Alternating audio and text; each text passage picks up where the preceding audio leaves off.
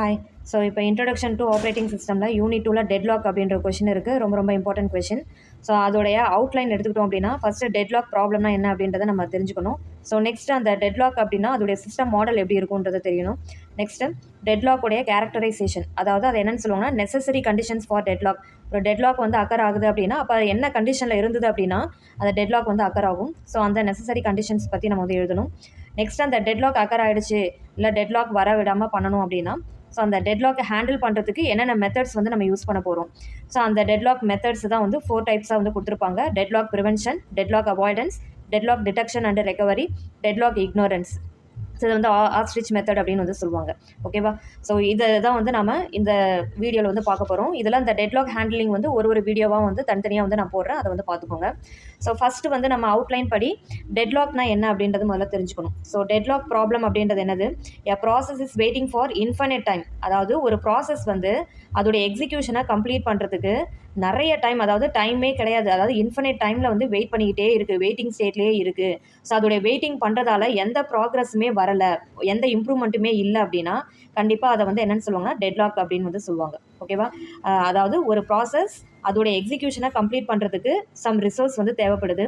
அந்த ரிசோர்ஸை வந்து வேறு ஒரு ப்ராசஸ் கிட்ட ரெக்வஸ்ட் பண்ணுது. ஆனால் அந்த ப்ராசஸ் என்ன பண்ணுது, அந்த ரிசோர்ஸை ஹோல்டு பண்ணிவிட்டு அது கம்ப்ளீட் பண்ணுறதுக்கு இன்னொரு ப்ராசஸை வேற ஒரு ப்ராசஸ் கிட்ட வந்து ரெக்வஸ்ட் பண்ணுது. ஓகேவா? ஸோ இந்த மாதிரி வந்து ஃபஸ்ட்டு ப்ராசஸும் கம்ப்ளீட் பண்ண முடியாமல் செகண்ட் ப்ராசஸும் கம்ப்ளீட் பண்ண முடியாமல் ரெண்டுமே வந்து வெயிட்டிங் ஸ்டேட்லேயே வந்து இருக்கும். ஸோ அதை வெயிட் பண்ணுறதால எந்த ஒரு ப்ராக்ரஸுமே வந்து இருக்காது. ஸோ அதை தான் வந்து என்னென்னு சொல்கிறாங்கன்னா டெட்லாக் ப்ராப்ளம் அப்படின்னு சொல்கிறாங்க. ஓகேவா? So a process is waiting for infinite time in which there is no progress for waiting process. ஓகேவா? அதாவது டெட்லாக்குக்கும் ஸ்டார்வேஷனுக்கும் வந்து டிஃப்ரென்ஸ் என்ன அப்படின்னா, டெட்லாக் அக்கர் ஆகுது அப்படின்னா வெயிட்டிங்கில் எந்த வித ப்ராக்ரஸுமே சுத்தமாகவே இல்லை, வெயிட் பண்ணுறதால எந்த ப்ராக்ரஸுமே எந்த இம்ப்ரூவ்மெண்ட்டுமே இல்லை அப்படின்னா அதை வந்து டெட்லாக் ப்ராப்ளம் அப்படின்னு சொல்லுவாங்க. ஸ்டார்வேஷன் அப்படின்றது ஃபார் சர்டைன் டைம்ஸ் வந்து வெயிட் பண்ணிக்கிட்டே இருக்கும். அதுக்கப்புறமா வந்து கொஞ்சம் என்ன பண்ணுன்னா ப்ராக்ரஸ் வந்து இருக்கும். ஸோ அப்போ அந்த மாதிரி சுச்சுவேஷனை வந்து ஸ்டார்வேஷன் அப்படின்னு வந்து சொல்லுவாங்க. ஓகேவா?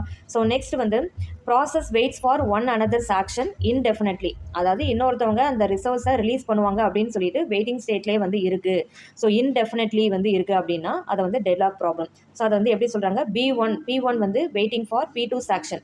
அதாவது P1 வந்து P2 வந்து ரிசோர்ஸை ரிலீஸ் பண்ணும் அப்படின்றதுக்காக வெயிட் பண்ணிகிட்ருக்கு. P2 வந்து என்ன பண்ணுதுன்னா P1உடைய ஆக்ஷன், அதாவது P1 அந்த ரிசோர்ஸை ரிலீஸ் பண்ணும் அப்படின்றதுக்கு P2 வந்து என்ன பண்ணுது, வெயிட் பண்ணுது. ஸோ இந்த மாதிரி ஒருத்தவங்க மாற்றி ஒருத்தவங்க வெயிட் பண்ணிக்கிட்டே இருப்பாங்க. P1 வந்து கம்ப்ளீட் ஆகும்னு சொல்லிட்டு P2 வந்து வெயிட் பண்ணும், P2 கம்ப்ளீட் பண்ணணும்னு சொல்லிட்டு P1 வந்து வெயிட் பண்ணும். ஸோ இந்த மாதிரியான சுச்சுவேஷனை தான் வந்து டெட்லாக் அப்படின்னு வந்து சொல்லுவாங்க. ஸோ இதுக்கு ஒரு எக்ஸாம்பிள், இது ஒரு ஸ்ட்ரீட் எடுத்துக்கோங்க. இது வந்து ஒன் வே தான். ஸோ இது வந்து அட் அ டைம் வந்து ஒரு பர்சன் தான் வந்து போக முடியும். இந்த ஆப்போசிட் சைடில் பர்சன் 1 வராங்க, பர்சன் 2 வராங்க. ஸோ 2 பேருமே வந்து என்ன பண்ண முடியாது, ஒருத்தவங்க P2 வந்து அதாவது பர்சன் 2 இந்த பக்கம் போக முடியாது, பர்சன் 1 வந்து இந்த பக்கம் போக முடியாது. யாராவது ஒருத்தவங்க ரிவர்ஸ் போனால் தான் என்ன பண்ண முடியும், இந்த இடத்த வந்து பிரிட்ஜை வந்து அவங்க வந்து கிராஸ் பண்ண முடியும். ஓகே? ஸோ P2 வந்து பின்னாடி போவாங்கன்னு சொல்லிட்டு P1 வெயிட் பண்ணுவாங்க. அதே மாதிரி P1 வந்து P2 பின்னாடி போவாங்கன்னு சொல்லிட்டு P1 வெயிட் பண்ணுவாங்க. ஸோ இந்த மாதிரி 2 பேருமே வந்து வெயிட்டிங் ஸ்டேட்லேயே அதே இடத்துல இருந்தாங்க அப்படின்னா அதனால் எந்த ஒரு ப்ராக்ரஸுமே இல்லை அப்படின்னா அதை வந்து டெட்லாக் அப்படின்னு சொல்லுவாங்க. ஓகே? ஸோ இந்த மாதிரி வந்து நிறைய ரியல் டைம் எக்ஸாம்பிள்ஸ் வந்து இருக்குது. ஓகே?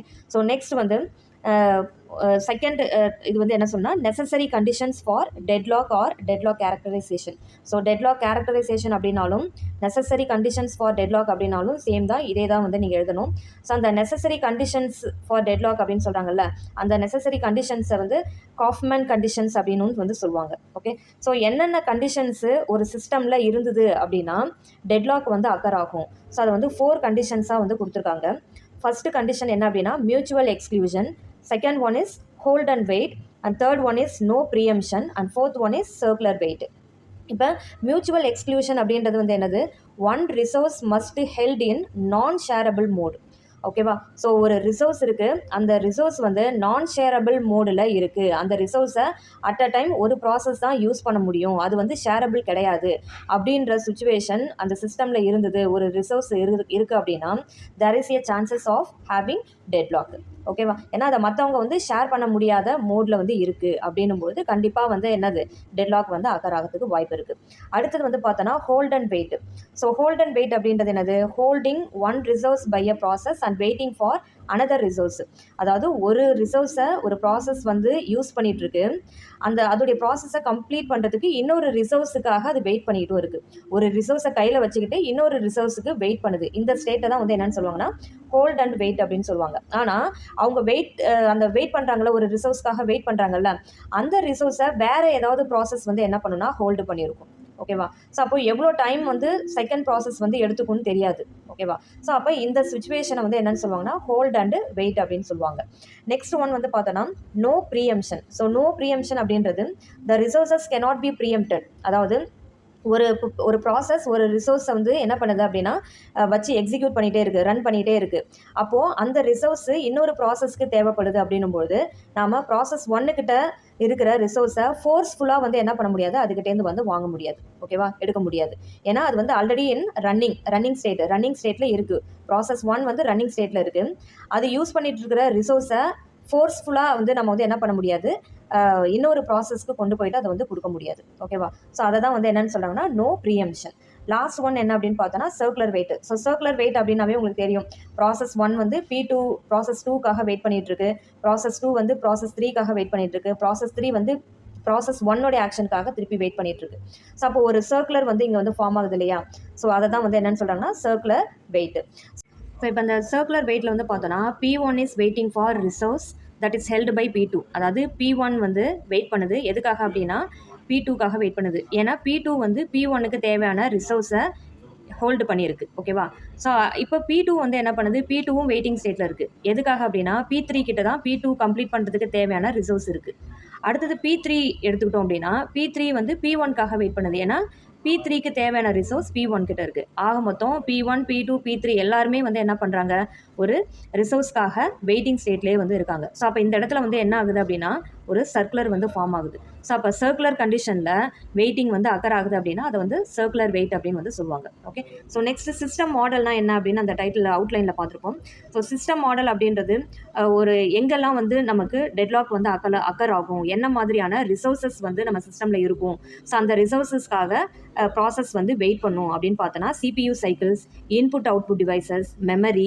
ஸோ இந்த மாதிரி வந்து நிறைய ரிசோர்ஸஸ் வந்து சிஸ்டமில் வந்து இருக்குது. ஓகேவா? ஸோ இந்த ரிசோர்ஸஸ்க்காக தான் வந்து ப்ராசஸ் வந்து என்ன பண்ணுன்னா ரெக்வெஸ்ட் பண்ணும், வெயிட் பண்ணும் அதோடைய ப்ராசஸை எக்ஸிக்யூட் பண்ணுறதுக்காக.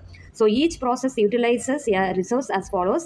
என்ன பண்ணுன்னா ரிசோர்ஸை ரெக்வெஸ்ட் பண்ணும், ரிசோர்ஸை யூஸ் பண்ணும், கம்ப்ளீஷன் அதாவது அதோடைய எக்ஸிக்யூஷன் கம்ப்ளீட் ஆனதுக்கப்புறம் அந்த ரிசோர்ஸை வந்து என்ன பண்ணுவாங்க, ரிலீஸ் பண்ணிடுவாங்க. ஸோ தட் அனதர் ப்ராசஸ் வந்து அந்த ரிசோர்ஸை வந்து யூட்டிலைஸ் பண்ணுறதுக்காக. ஸோ இதுதான் வந்து ஒரு system model. Okay.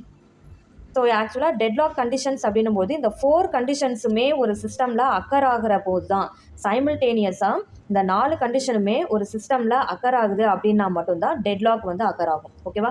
So deadlock அப்படின்றது அடிக்கடிலாம் வந்து அக்கர் ஆகாது. ஸோ ரேராக தான் வந்து அக்கர் ஆகும். ஸோ ஆனால் இந்த 4 கண்டிஷன்ஸுமே அதில் இருந்தால் மட்டும்தான் டெட்லாக் அக்கர் ஆகும். இந்த 4 கண்டிஷன்ஸில் ஏதாவது ஒரு கண்டிஷன்ஸ் இல்லாட்டாலும் டெட்லாக் வந்து அக்கர் ஆகாது. ஓகேவா? ஸோ அப்போ இந்த 4 கண்டிஷன்ஸை நாம் எலிமினேட் பண்ணுறதை தான் வந்து எதில் பார்ப்போம், டெட்லாக் ப்ரிவென்ஷனில் சொல்லிட்டு நம்ம வந்து பார்ப்போம். ஓகேவா? So methods for deadlock handling அப்படின்றது 4 டைப்ஸ் இருக்குது.